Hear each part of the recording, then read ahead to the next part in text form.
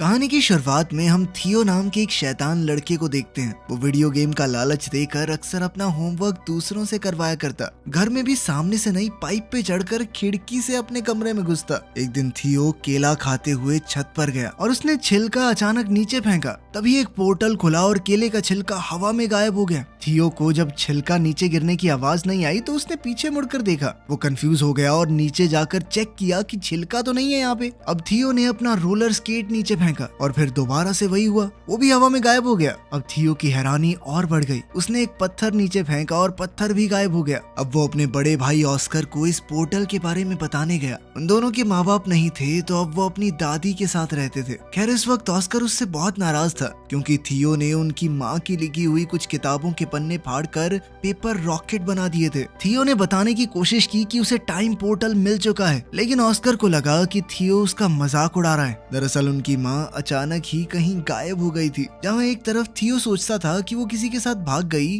वहीं ऑस्कर का मानना है कि वो एक काबिल साइंटिस्ट हैं जो कि टाइम पोर्टल्स को ढूंढ रही थी और शायद अब किसी और समय में फंस चुकी हैं। वो उनकी रिसर्च को समझकर अपनी माँ को वापस लाना चाहता था। अब दोनों भाइयों में लड़ाई बढ़ती जा रही थी। इसी बीच दादी ने उन्हें कुछ खाने के लिए बुला लिया। दादी के आगे वो दोनों शांत रहे, लेकिन दादी के जाते ही दोबारा बहस शुरू हो गई। ऑस्कर ने गुस्से में थियो को एक आधी गाली बक दी, जिसके बाद थियो ने गुस्से में ऑस्कर का टर्टल पोर्टल में फेंक दिया। ऑस्कर बेचैन होकर हर जगह अपने प्यारे टर्टल को ढूंढने लगा, जिसके ना मिलने पर ऑस्कर ने हर जगह अपने टर्टल के मिसिंग पोस्टर्स लगाए। ऑस्कर उस टर्टल के बहुत करीब था। वो उससे अलग होकर बस रोता रहता। जल्द ही थियो को अपनी गलती का एहसास हुआ और उसने सब कुछ ठीक करने के लिए पोर्टल में कूदने का सोचा। पोर्टल में कूदते ही थियो भी वहां पहुंच गया जहां सब कुछ पड़ा था जो उसने पोर्टल में फेंका था। टर्टल भी वहीं पर था। थियो टर्टल को लेकर घर चला गया और वापस वहीं रख दिया, जिसके बाद वो चुपचाप सो गया। लेकिन अगली सुबह कुछ बहुत अजीब हुआ। थियो अभी सो ही रहा था, लेकिन ऑस्कर काम के लिए तैयार हो गया। अब ऑस्कर की उम्र काफी बढ़ चुकी थी। थियो दरअसल उस पोर्टल की मदद से 1990 से 2022 में आ गया था। यहाँ ऑस्कर एक फिजिक्स का प्रोफेसर है। जल्द ही ऑस्कर डेविड नाम के एक आदमी की दुकान पर कुछ सामान लेने गया। कुछ देर बाद इस दुकानदार की बेटी एलिना भी वहाँ आ गई। डेविड और एलिना काफी समय से अच्छे दोस्त हैं। डेविड बचपन से एलिना को पसंद करता था, बस कभी कह नहीं पाया। एलिना का डाइवोर्स हो चुका था और अब वो 2 बच्चों की माँ थी, लेकिन ऑस्कर के मन में अब भी उसके लिए प्यार था। एलिना ऑस्कर की यूनिवर्सिटी में ही इंग्लिश प्रोफेसर है। घर पर थियो उठा और ऑस्कर को ढूंढने लगा। उसने टर्टल को उठाया और दादी के पास गया। दादी अब काफी बूढ़ी हो चुकी थी और वो थियो को पहचान नहीं पाई। जब ऑस्कर ने थियो को देखा तो वो चौंक कर बेहोश हो गया। जब ऑस्कर को होश आया तो उसने पूछा कि क्या ये सच में तुम ही हो थियो? थियो भी कंफ्यूज हो गया। उसने ऑस्कर से पूछा कि तुम कौन हो और मेरा नाम कैसे जानते हो? ऑस्कर ने बताया कि मैं तेरा बड़ा भाई हूँ, और कौन? अब थियो ये देखकर हैरान रह गया कि तू एक दिन में इतना बड़ा कैसे हो गया बे? थोड़ी बातचीत के बाद उन्हें समझ आया कि थियो किसी तरह 2022 में पहुंच चुका है। उनकी बात उस वक्त के बारे में हुई जब ऑस्कर थियो पर गुस्सा था मॉम के नोट्स फाड़ने के लिए। थियो ने ऑस्कर को अपनी माँ की वो रेड ड्रेस वाली तस्वीर दिखाई। थियो अब परेशान होकर 1992 में वापस जाना चाहता था, क्योंकि उसे डर था कि अगर लेट हो गया तो दादी उस पर चिल्लाएगी। थियो छत पर गया ताकि वो पोर्टल में वापस कूद पाए, लेकिन जैसे ही उसने पत्थर फेंका वो गायब हुआ ही नहीं। ये वाला पोर्टल तो 2022 में बंद हो गया था। थियो परेशान हो गया कि वो पोर्टल बंद कैसे हो सकता है। इस पर ऑस्कर ने उसे समझाया कि टाइम ट्रैवल इतना सीधा नहीं है। जिस रास्ते तुम यहाँ पर आए हो जरूरी नहीं वो पोर्टल वापस भी जाता हो। अब ऑस्कर ने सोचा कि एक नया पोर्टल ढूंढना पड़ेगा ताकि 2022 से 1990 में वापस जाया जा सके। इस बारे में जानकारी इकट्ठा करते हुए ऑस्कर थियो को अपने सीनियर प्रोफेसर के पास ले गया। उसने बताया कि 2022 में साइंस और टेक्नोलॉजी ने काफी तरक्की कर ली है, लेकिन टाइम पोर्टल जैसी कोई चीज नहीं हो सकती। प्रोफेसर की बात सुनकर दोनों भाई वहाँ से वापस आ गए। थियो मॉडर्न दुनिया को देखकर काफी हैरान था। उसने ऑस्कर का फोन देखकर पूछा कि ये क्या है। ऑस्कर ने समझाया कि ये एक फोन है, लेकिन पुराने फोन्स की तरह इसमें नंबर घुमाने नहीं पड़ते, ना ही इसमें कोई तार है। ऑस्कर ने थियो को शांत करवाते हुए कहा कि अभी हमें पोर्टल को ढूंढने पर ध्यान देना चाहिए। तुम्हें 1990 में वापस जाना है कि नहीं? तभी थियो ने ऑस्कर को बताया कि मुझे हाथ से लिखी हुई एक लिस्ट मिली थी माँ के पेपर्स में, जब मैं वो रिसर्च वाले पन्ने फाड़कर रॉकेट बना रहा था। मैंने तुम्हें परेशान करने के चक्कर में वो डिक्शनरी में छुपा दी थी, हो सकता है उसमें कुछ मिल जाए। उन दोनों ने दादी से उस डिक्शनरी के बारे में पूछा तो दादी ने बताया कि उसने वो डेविड को दे दी थी। अगले दिन वो सुबह उठे तो ऑस्कर ने बताया कि वो डेविड से मिलने जा रहा है और थियो को चुपचाप घर पर रहने को कहा कि कहीं जाइयो मत। लेकिन थियो चुपचाप घर से बाहर निकलकर एक बड़े से मॉल में पहुंचा। मॉल में गैजेट्स को देखकर थियो एकदम हैरान हो गया। खास तौर पर उसने वीआर हेडसेट को इस्तेमाल करते हुए गलती से उसे तोड़ दिया। फिर ऑस्कर को वहां बुलाया गया जिसे सारे नुकसान की भरपाई करनी पड़ी। ऑस्कर ने थियो को बात न सुनने के लिए डांटा और फिर वो दोनों डेविड के डिपार्टमेंटल स्टोर में गए वो डिक्शनरी ढूंढने के लिए। डेविड ने बताया कि उसने डिक्शनरी घर पर रखी है। तभी वहाँ एलिना आई। थियो बहुत हैरान है कि एलिना बड़ी होकर इतनी खूबसूरत कैसे हो गई। तभी एलिना ने पूछा कि ये बच्चा कौन है, इसे मेरा नाम कैसे पता। इस पर ऑस्कर ने झूठ कह दिया कि ये मेरे कजन का बेटा है। ऑस्कर ने किसी तरह बात बदली और फिर एलिना ने दोनों को अपने घर में बुलाया जहाँ उसका बेटा बेटी वीडियो गेम खेलने में बिजी थे। थियो इन वीडियो गेम्स को देखकर बहुत इम्प्रेस हो गया और एलिना के बेटे जेन के साथ खेलने लगा। ऑस्कर को वो लिस्ट डिक्शनरी में मिल गई तो उसने थियो से कहा कि अब घर चलने का वक्त हो गया है। लेकिन थियो को वीडियो गेम खेलने में इतना मजा आ रहा था तो एलिना ने कहा कि थोड़ी देर खेलने दो इसे, मैं इसे खुद तुम्हारे घर छोड़ने आ जाऊंगी। लेकिन खेलते हुए एलिना के बच्चों ने थियो का मजाक उड़ाना शुरू कर दिया क्योंकि उसे आज के वीडियो गेम्स का कोई आइडिया ही नहीं था। ये लोग तो टाइम भी एलेक्सा से पूछते हैं। वापस जाकर थियो और ऑस्कर काम पर लग गए। छत पर जाकर ऑस्कर ने बताया कि लिस्ट में अलग अलग पोर्टल्स की जगह बता रखी है। इन दोनों ने बताई हुई जगहों पर चीजें फेंक कर टाइम पोर्टल्स को ढूंढने की कोशिश की लेकिन कुछ नहीं मिला। ऑस्कर को लगा उसने कैलकुलेशंस में कुछ गलती की है और वो दोबारा से कैलकुलेशंस करने लग गया। इस दौरान थियो उससे पूछने लगा कि तुम हमेशा अकेले क्यों रहते हो और कोई दोस्त वगैरह नहीं है तुम्हारा, और खासकर एलिना को अपनी फीलिंग्स क्यों नहीं बताई आज तक। ऑस्कर ने कैलकुलेशंस करते हुए जवाब दिया कि भले ही एलिना का डिवोर्स हो गया है लेकिन मुझे नहीं लगता हमारे बीच में बात बन सकती है। बिना ऑस्कर को बताए थियो ने ऑस्कर के फोन से मैसेज करके डेविड, एलिना और एलिना के बच्चों को घर पर डिनर के लिए बुला लिया। जब ये लोग दरवाजे पर आए तो ऑस्कर सबको देखकर चौंक गया। थियो ने बताया कि मैंने सबको फोन करके बताया और ऑस्कर उसकी शैतानी समझ गया। उनकी इस मुलाकात में ऑस्कर और एलिना एक दूसरे के करीब आ गए और अगले दिन एलिना थियो को शॉपिंग भी करवाने ले गई, उसे नए कपड़े दिलवाने। ट्रायल रूम में थियो हमेशा की तरह फुटबॉल की मजाकिया कमेंट्री कर रहा था। उसकी ये हरकत एलिना को याद आ गई और वो पहचान गई कि ये ऑस्कर का छोटा भाई थियो है। उसने थियो को गले लगाया और पूछा कि इतने साल गायब होने के बाद भी तुम्हारी उम्र क्यों नहीं बढ़ी। थियो ने बताया कि मैं एक टाइम पोर्टल में कूद गया था जिसकी मदद से वो सीधा 1990 से यहाँ पहुंच गया 2022 में। एलिना को विश्वास तो नहीं हो रहा था लेकिन उसके सामने जीता जागता सबूत था। एलिना ने कंफर्म करने के लिए ऑस्कर से पूछा। ऑस्कर ने पत्थर को छत से नीचे फेंका और इस बार पत्थर उछलकर ऊपर आ गया जिससे पता चला कि टाइम पोर्टल वहाँ है। ऑस्कर ने समझाया कि टाइम पोर्टल 3 तरह के होते हैं। पहली तरह के पोर्टल से सीधा ट्रैवल किया जा सकता है एक समय से दूसरे समय में। दूसरी जगह का पोर्टल पता नहीं आपको कहाँ ले जाकर पटक दे। और तीसरी तरह का पोर्टल बहुत खतरनाक होता है क्योंकि वहाँ से बाहर नहीं निकला जा सकता। थियो पहली तरह के पोर्टल का इस्तेमाल करके 2022 में पहुंचा है और अब उन्हें सही पोर्टल ढूंढना होगा जिससे थियो को वापस 1990 में भेजा जा सके। अब इन लोगों ने रोजाना रिसर्च करना शुरू कर दिया और एलिना का रोज वहां आना ऑस्कर को अच्छा लगने लगा। वो अकेले में खुशी से नाचने लगा। अब दोनों ने मिलकर सही पोर्टल ढूंढना शुरू किया। एलिना थियो को वापस 1990 में भेजकर कुछ ज्यादा खुश नहीं थी क्योंकि बीते हुए कल को बदलने से शायद उनका फ्यूचर भी बदल जाए। हो सकता है उसके बच्चे कभी पैदा ही ना हो। वो अपने बच्चों से बहुत प्यार करती थी लेकिन ऑस्कर ने उसे वादा किया कि थियो के वापस जाने से तुम्हारी जिंदगी पर कोई असर नहीं होगा। वो पूरी कोशिश करेगा कि एलेना की जिंदगी के साथ कोई छेड़छाड़ ना हो। अब वो लोग सोच में पड़ गए कि किस तरह ऐसा कुछ किया जाए कि दोनों टाइमलाइन जैसी हैं वैसी ही रहें। अब थियो ने दिमाग लगाया और अपनी माँ के लिखे हुए कोऑर्डिनेट्स को क्रैक करने के लिए उसने एलेना के बच्चों की मदद ली क्योंकि अगर वो उनकी मदद से बीते हुए कल में जाएगा तो ये पक्का हो जाएगा कि वो फ्यूचर में पैदा होंगे क्योंकि अगर वो ना होते तो वो कभी पास्ट में पहुंच ही ना पाता।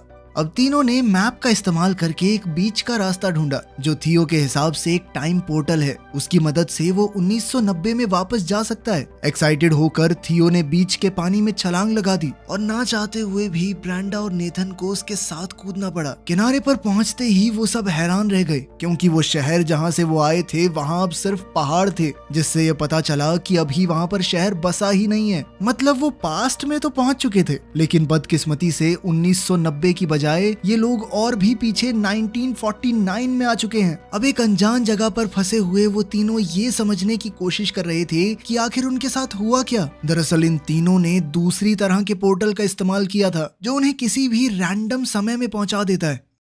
वहीं 2022 में परेशान एलेना ने ऑस्कर को फोन करके बताया कि थियो और दोनों बच्चे गायब हैं। ऑस्कर ने बताया कि शायद उन्हें 1990 वाला पोर्टल मिल गया है और अब ऑस्कर और एलेना को भी उन्हें वापस लाने के लिए वहां जाना होगा। 1949 में इन तीनों के पास ना तो पैसे हैं, यहाँ पर उनका फोन भी काम नहीं कर रहा और तो और अब तीनों बच्चे भूख से भी परेशान थे। तभी ब्रेंडा और नेथन ने दिमाग लगाया कि हम अपने गैजेट्स का इस्तेमाल करके एक mind reading magic show perform कर सकते हैं। नेथन थोड़ा दूरी पर बैठ गया और ब्रेंडा ने अपनी आंखें बंद कर ली। थियो एक बोर्ड पर नाम लिखकर सामने खड़ा हो गया। अब वायरलेस ईयरफोन्स का इस्तेमाल करके नेथन ने नाम पढ़कर ब्रेंडा को बताया और लोगों को लगा कि ये जादू है। लड़की बिना देखे नाम कैसे बता रही है, इसके पास जरूर कोई शक्तियां हैं। ऑडियंस बहुत खुश हुई और सब तालियां बजाने लगे। इससे उनके पास पैसे तो आ गए, लेकिन जल्द ही पुलिस ने ये सब देख लिया। पब्लिक में बिना परमिशन ऐसा कुछ काम करने की मनाही थी। थियो ने जैसे ही पुलिस को आते देखा,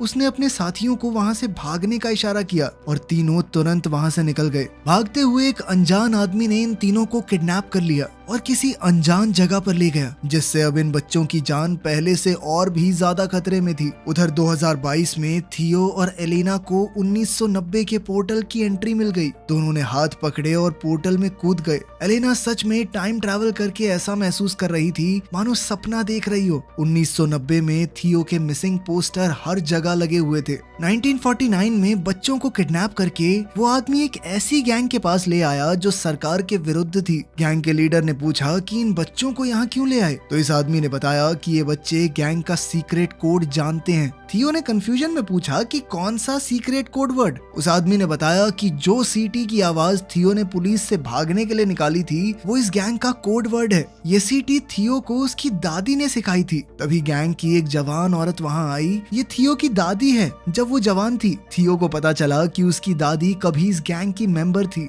यहीं से उन्होंने वो सीटी बजानी सीखी है और उनसे थियो ने किसी को बताया नहीं कि ये उसकी दादी है, क्योंकि सब उसे पागल समझते। लेकिन वो इस औरत के गले लग गया। ये गैंग गवर्नमेंट के खिलाफ है, लेकिन लोगों की भलाई के लिए काम करती है और उनका इन बच्चों को कोई नुकसान पहुंचाने का इरादा नहीं था। इसीलिए वो तीनों अभी के लिए वहाँ सेफ हैं। दूसरी तरफ 1990 में ऑस्कर और एलेना बच्चों को ऑस्कर के घर में ढूंढ रहे थे, लेकिन वहाँ तो कोई भी नहीं था। अचानक उन्हें किसी की आवाज आई और दोनों कबर्ड में छुप गए। ये छोटा ऑस्कर है जो थियो के खो जाने के दुख में रो रहा है। फ्यूचर से आए ऑस्कर को ये देखकर बहुत दुख हुआ।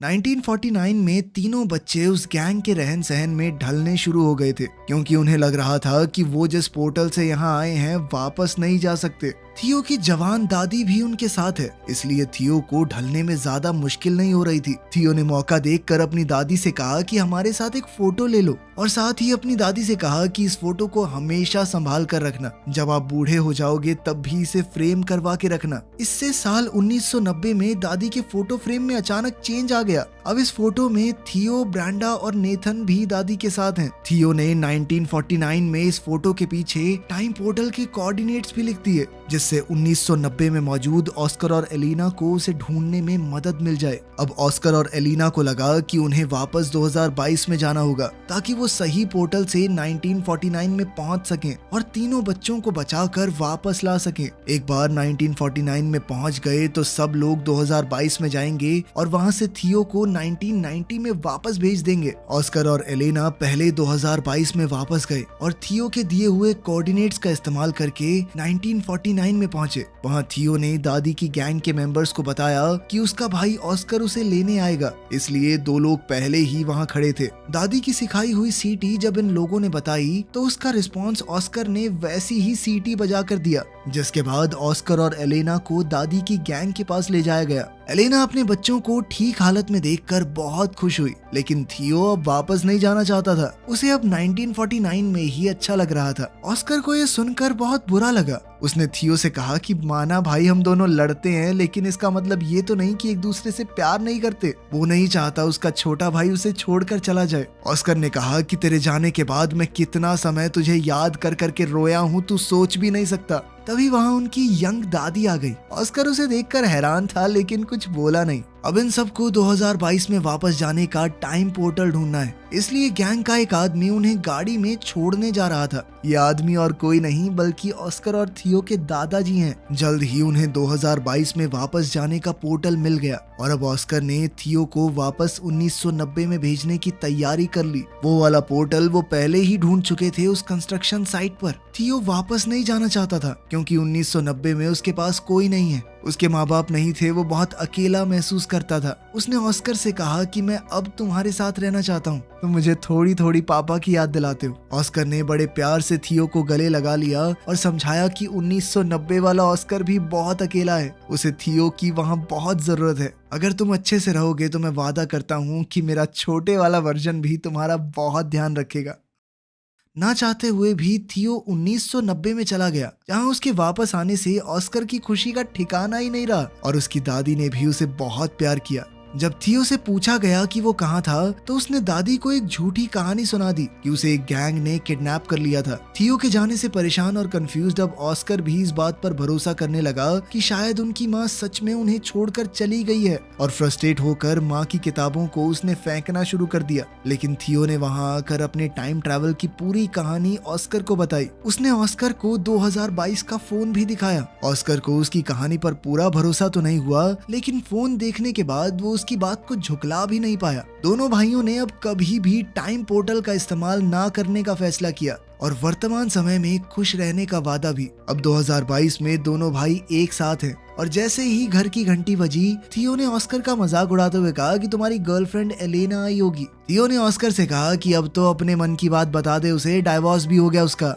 थियो ने जानबूझकर ऑस्कर को पहले ये सब नहीं कहा क्योंकि अगर वो ऐसा कर देता तो एलिना के बच्चे कभी पैदा ही ना होते और एलिना की जिंदगी पूरी तरह बदल जाती, जो उसने वादा किया था कि वो नहीं बदलेगा। लेकिन अब बिल्कुल सही वक्त था, बच्चे भी पैदा हो चुके, डाइवोर्स भी हो गया। ऑस्कर ने जैसे ही दरवाजा खोला तो एलेना बाहर ही खड़ी थी और यहाँ से इनकी जिंदगी को एक नया मोड़ मिल सकता है। अब आखिर में सीन बहुत ही पुराने वक्त का दिखाया जाता है। एक पोर्टल खुला और उसमें से एक औरत निकली। ये वक्त बहुत पुराना है और लोगों को साइंस के बारे में कुछ भी नहीं पता। ये औरत कोई और नहीं बल्कि थियो और ऑस्कर की माँ है। दिखाया जाता है कि वो एक साइंटिस्ट है तो वो लोगों को साइंस के बारे में पढ़ाने लगी, जिससे फ्यूचर में बहुत ज्यादा बदलाव आ सकता है। यहीं पर कहानी खत्म होती है। तो आपके हिसाब से क्या थियो को अपने भाई को पहले ही मना लेना चाहिए था कि लड़की से बात कर ले? हो सकता है उसका कभी डाइवोर्स ही ना होता और वो खुशी खुशी रहने लगते। कमेंट्स में जरूर बताना। मिलते हैं अगली वीडियो में।